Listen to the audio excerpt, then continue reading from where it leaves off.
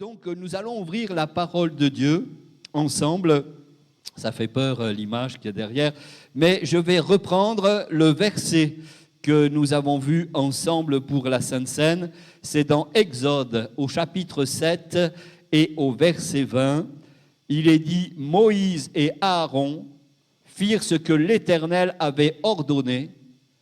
Tout l'eau du fleuve fut changée en sang. » Et j'ai intitulé ce message « Quand Dieu touche ce qui nous fait vivre ». Imaginez, on va aller ensemble un petit peu, bien des années en arrière.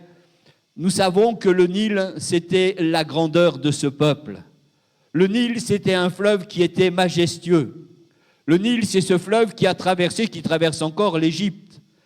Et nous savons que pour cette époque, les fleuves étaient symboles de vie.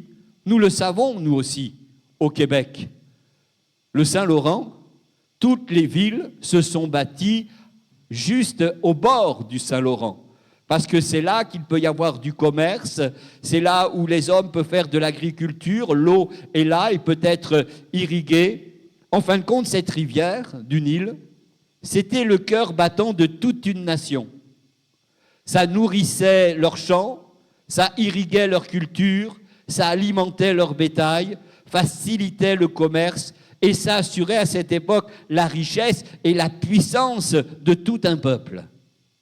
Et soudain, on lit dans la parole de Dieu, en un instant, ce fleuve va devenir rouge comme le sang.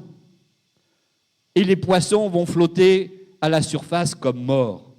L'eau va devenir imbuvable et la vie semble s'éteindre.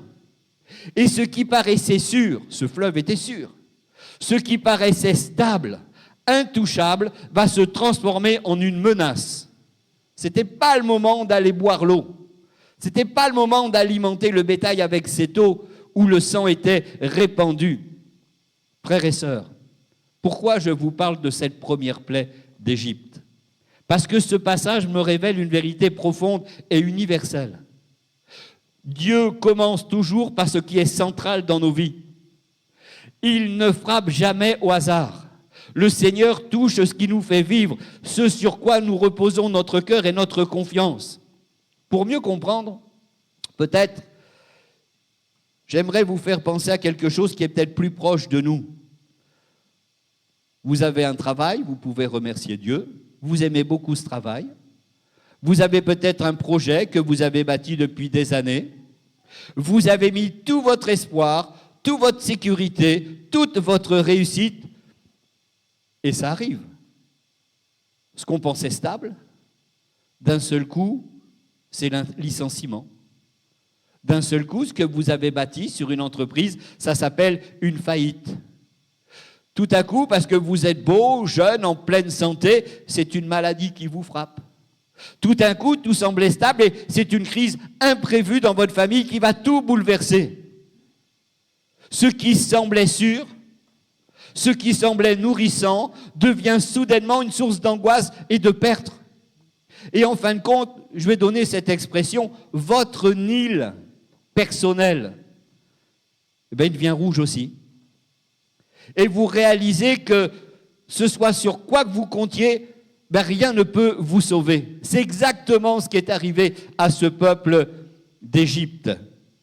Aujourd'hui, nous sommes invités à regarder peut-être nos Nils, ce que nous semblions sûrs et qu'aujourd'hui nous a fait déstabiliser. Ces domaines dans nos vies qui nous donnent l'illusion de sécurité. Et nous avons de plus en plus cette illusion de sécurité, mais qui, en fin de compte, sans Dieu, vous le savez comme moi, pourrait un jour se retourner contre nous. Ce matin, ce qu'il y a sur mon cœur depuis quelques semaines, c'est clair. Regarde ce qui a pris la place de Dieu dans ton cœur. J'aimerais que chacun d'entre nous, on puisse certainement identifier notre Nil qui est devenu rouge. Et réaliser que Dieu ne vient pas détruire ta vie, mais le Seigneur, il est toujours là pour la transformer, parce que nous connaissons l'histoire. Ça ne va pas simplement s'arrêter à un moment de pollution dans des eaux. La première des choses que je vois, moi, ici, avec ces deux hommes, c'est que Dieu démasque nos fausses sources. On a des fausses sources. Ce qu'on appelle sécurité, Je vais y revenir, ça peut devenir un piège. S'il y avait un fleuve qui était vital pour ce pays, c'était bien le Nil. Fertilité, nourriture, commerce, identité nationale, ça dépendait du Nil, frères et sœurs. Et les Égyptiens plaçaient leur confiance dans ce fleuve majestueux. Je l'ai vu une fois dans ma vie. C'est incroyable, hein? C'est incroyable, le Nil. Mais c'est une scène dramatique qui illustre une vérité universelle. Tout ce que nous tenons pour sûr peut devenir un piège si nous en faisons le centre de notre vie. Le Nil, pour moi, c'est toutes nos vies modernes. Il n'y a rien de mal d'être dans la modernité, hein. Moi, je suis heureux d'avoir du gaz, simplement en tournant un bouton, au lieu d'aller chercher du bois et puis avec peut-être des silex, faire venir une flamme. Non, non. Mais notre vie moderne, l'emploi, notre argent, notre confort matériel, nos relations, notre réputation, nos talents et même nos ministères quand nous en avons un, tout ce qui semble solide et fiable peuvent soudainement se retourner contre nous. Peut-être que quelqu'un ici se sent dans l'anxiété, dans la fatigue, dans la frustration. Voyez, c'est peut-être ce que tu bois aujourd'hui, à une source qui ne peut plus te nourrir. J'aimerais te dire que Dieu t'invite à poser un regard honnête sur ton cœur. En fin de compte, bien-aimé, sur quoi as-tu réellement placé ta confiance ? Est-ce que tu l'as placé, que tu continues de la placer sur ce que tu possèdes ? Dans ton savoir-faire ? Dans tes relations ? Ou est-ce que dans celui qui possède tout ce qui ne change jamais ? Je veux placer ma confiance dans le Seigneur. Parce que nous allons en avoir des crises, frères et sœurs. Dans ce monde, il y a plein de crises. On pense toujours aux crises de ce monde, mais nos crises personnelles, nos crises en plein milieu même de nos foyers. Imaginez un instant que ton île personnelle soit une sécurité matérielle ou même émotionnelle qui semble indispensable. Vous savez, Dieu ne vient jamais pour nous punir. Mais quand Dieu vient, c'est toujours pour nous ouvrir les yeux et le cœur sur ce que nous aurions élevé à la place de la véritable source vivante qui est lui-même. Dieu veut que nous puissions réaliser que ce qui te fait vivre aujourd'hui peut demain te faire mourir spirituellement. On s'attache trop à des choses ici sur la terre. Je m'en aperçois pour ma vie. Il y a des choses, comment je vous dirais, je pense qu'elles me sont indispensables. Et puis je réfléchissais cette semaine, je me disais, mais Jean-Marc, il y a encore 20 ans, 30 ans ou 40 ans, tu vivais sans ces choses et tu vivais très bien. C'est pas vrai ? Mais je ne dis pas que c'est mal, la modernité, c'est pas du tout ça. Mais je ne veux pas m'attacher que simplement à ces choses-là. Si je pense à quelqu'un dont toute la sécurité repose sur son emploi, on peut bénir le Seigneur si on a un emploi. Parce qu'il me semble, quand je regarde avec messieurs, que s'il y a un pays où il y a de belles opportunités, c'est bien cette belle terre du Canada et du Québec aujourd'hui. Bien sûr, il y a des gens qui n'ont pas d'emploi, je ne minimise pas. Mais quand même, nous avons quand même de belles opportunités si nous savons regarder, si nous sommes un peu courageux à travailler. Et je bénis Dieu. Je sais qu'il y a quelques bien-aimés qui cherchent des emplois aujourd'hui. Moi, je vous le dis au nom du Seigneur, la semaine ne se passera pas que tu l'auras, cet emploi. Mais oui, frères et sœurs, le Seigneur est là et il nous donne toujours le meilleur. Quand on a une perte soudaine, c'est normal, c'est humain. Il y a quelque chose qui arrive tout de suite, c'est l'anxiété, la peur qui vient nous assaillir. Vous savez, ce n'est pas un hasard, c'est Dieu qui peut démasquer la fausse source. Ou encore, une personne peut placer sa confiance dans une relation ou même dans l'approbation des autres. Mais quand cette attente, elle échoue, moi j'ai connu ça dans ma vie, vous l'avez tous connu, le cœur est brisé d'une amitié, d'une relation peut-être amoureuse, le cœur est brisé. Et dans tous les cas, Dieu frappe à ce point central pour que ton regard se tourne vers lui et lui seul. Vous savez, boire à la source de Dieu, c'est s'assurer que notre vie ne dépend pas d'un fleuve. Parce qu'on le voit, le Nil, comme tous les fleuves, dont je viens de vous citer en image, ça peut se tarir, ça peut s'empoisonner. Jésus dit dans Jean 4,14, « Celui qui boira de l'eau que je lui donnerai n'aura jamais soif. » Parce que c'est l'eau pure. Et elle coulera toujours en nous, cette eau. Aujourd'hui, Dieu veut que tu réalises que ta confiance doit être en lui seul. Parce que c'est lui qui est le seul, qui est la vraie source de vie. Et puis celle-là, elle ne va jamais tarir. Elle ne sera jamais mauvaise. Vous savez, Dieu rend des fois amer ce qui est doux. Je m'explique. Ce Nil, symbole de vie et de prospérité pour l'Égypte, ça devient un poison. Ce n'était pas le moment d'en boire de cette eau, mes amis. C'était doux avant. C'était nourrissant. C'était sécuritaire. Et puis ça va devenir une crainte. C'est un retournement brutal. Et ça, pour moi, ça illustre une vérité profonde pour nos vies. Ce qui nous apporte aujourd'hui confort, joie, succès, peut demain devenir source de frustration, d'inquiétude ou de destruction. Moi, j'ai un voisin, chaque fois qu'il me voit, il me dit toujours la même chose. Ah, je ne sais pas comment va la bourse aujourd'hui. Ah bon? Ben oui, puis mes REER, mon CELI, je ne sais pas si je pourrais vraiment le retirer, quoi. Parce qu'il y a des économistes qui disent ceci, puis d'autres ils disent cela. Le gars, il est frustré, il en tremble quand il me parle. Donne-les-moi tes CELI, je saurais les placer. Et c'est normal. Parce qu'on montre aux gens dans ce monde une voie. C'est sûr, tu pourras jamais perdre ton argent. Comment? C'est sûr, tu pourras jamais perdre ton argent. Et s'il y a une crise mondiale, vous les avez vus, je m'emballe un peu, mais vous les avez vus des fois, ces gens qui font des fils et des fils sur des kilomètres dans certains pays parce que même leur banque ne peut même plus leur rendre leur argent. Ils sont frustrés. Ma vie, elle ne dépend pas de ça. Dieu utilise l'amertume des fois comme un signal. L'amertume, ce n'est pas une punition pour nous humilier, mais des fois, c'est un réveil pour attirer notre attention sur ce qui est réellement vital. Qu'est-ce qui est réellement vital dans nos vies chrétiennes? Parce que si tu ressens l'amertume ou la frustration dans ce que tu aimais, écoute le signal. Le signal, c'est que Dieu veut que tu réalignes ton cœur. Dieu te dit, regarde à moi, c'est moi la vraie source de vie. Tu ne seras jamais frustré, tu ne seras jamais dans l'anxiété. Une crise, une perte peut sembler douloureuse, mais elle peut être aussi un acte d'amour divin, parce que Dieu préfère te secouer pour te sauver plutôt que de te laisser continuer à boire une source qui t'empoisonne lentement. Et il y a plein de sources qui nous empoisonnent lentement. Si elles ne nous empoisonnaient pas lentement, nous serions 150 ce matin.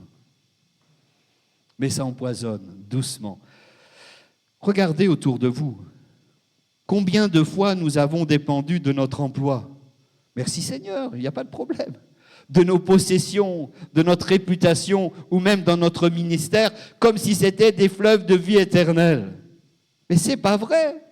Parce que quand ces choses deviennent indispensables à notre bonheur, ça veut dire quoi? Eh bien que ça remplace Dieu dans notre cœur. Et Dieu veut que nous puissions réaliser que le vrai bonheur, la paix, la sécurité ne se trouvent qu'en lui et en lui seul. Alléluia.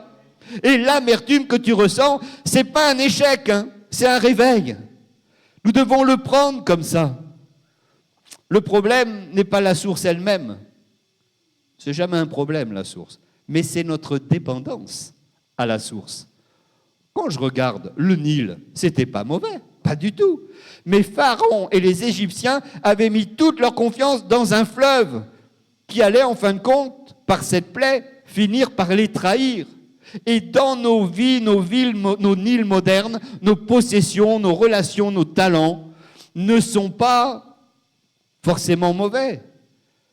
Mais si nous les donnons la place que seul Dieu mérite, eh bien des fois ça peut même devenir toxique. Et puis, il y a une délivrance. Parce que ce fleuve, vous le savez, il n'est pas resté empoisonné par ce sang, par cette première plaie. Dieu va frapper pour une seule chose. Et Dieu frappe des fois dans nos vies pour une seule chose, pour ouvrir un chemin de vie véritable, frères et sœurs. Les plaies sur l'Égypte n'étaient pas une fin en soi. Quand je regarde la Bible, parce que je la connais un peu au fil des années, c'était quand même un processus. Et c'est toujours le même.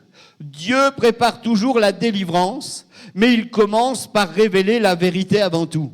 Avant que le peuple d'Israël ne traverse la mer Rouge et entre dans la liberté, Dieu touche ce qui est faux, instable, je regarde ma Bible, pour que la vraie vie puisse émerger. C'est-à-dire que le Nil empoisonné, il n'était pas empoisonné par hasard. Il montrait que sur quoi Pharaon et son peuple comptaient, c'était qu'une illusion, frères et sœurs. Et dans ce monde, ce n'est que de l'illusion. Dans nos vies même, Dieu touche parfois ce qui nous semble essentiel. J'y reviens. Je m'accroche à mon emploi, je m'accroche à ma famille, je m'accroche à ma réputation. Mais même ta réputation, comme ça, elle peut partir du jour au lendemain. Eh oui, la confrontation, c'est souvent douloureux, hein, mais c'est nécessaire pour que nous puissions comprendre la véritable vie. J'insiste encore ce matin, parce que c'est très fort sur mon cœur. Si aujourd'hui, un frère, une sœur, un ami, quelqu'un qui nous regarde, traverse une crise, et puis ne l'aperçoit pas simplement comme un obstacle ou même un malheur, ça veut dire que c'est un réveil divin. Et Dieu te dit, regarde à moi. Ce sur quoi tu comptais, ça ne peut pas te sauver. Moi seul suis la source qui ne tarit jamais. Et j'aimerais vous dire, de la part de Dieu, que chaque perte, chaque déception, chaque situation qui semble impossible est un point de bascule. Ça l'a été pour vos vies, en fin de compte. C'est le moment de changer de perspective, de sortir de la sécurité fragile que tu avais construite et surtout de te tourner vers celui qui a la vie entre ses mains. Ce que nous devons faire ce matin, devant ce message, c'est accueillir cette confrontation comme un tremplin vers la délivrance, frères et sœurs.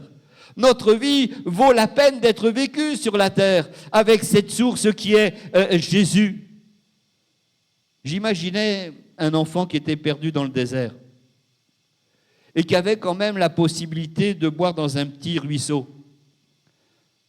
Mais le ruisseau était contaminé. Un petit enfant, il est naïf. Lui, il ne voit pas la contamination. Même des fois des adultes, on ne la voit pas. Moi, ça m'arrive, hein, là où j'habite, de l'autre côté de l'île. N'ouvrez pas vos robinets. Ça arrive une fois ou deux par an. N'ouvrez pas parce que l'eau, là, ça ne va pas bien. Il faut attendre encore 48 heures ou peut-être 72 heures pour que tout ça revienne. Vous savez, quand je reçois cette information sur mon cellulaire ou à la télé, vous savez quoi? Je ne la bois pas, l'eau. Hein, parce que je les crois, moi. Hein. S'il y a un avertissement, je ne vais pas m'amuser à boire. Mais même s'il se sent rassuré, ce petit garçon, parce qu'il va boire un peu d'eau, mais peu à peu, cette eau va commencer à le faire souffrir. C'est des fois ce qui nous arrive quand tout autour de toi devient sec. Même quand les choses sur lesquelles tu comptais te trahissent, Jésus, lui, va rester fidèle, bien-aimé. Boire de lui transforme la frustration en paix, la douleur en bénédiction et la crise en témoignage. C'est pourquoi il y a confrontation avec la réalité de nos dépendances. Et on sait que c'est douloureux, mais ça peut devenir un cadeau. Parce que c'est là où le moment où Dieu nous apprend à dépendre entièrement de lui.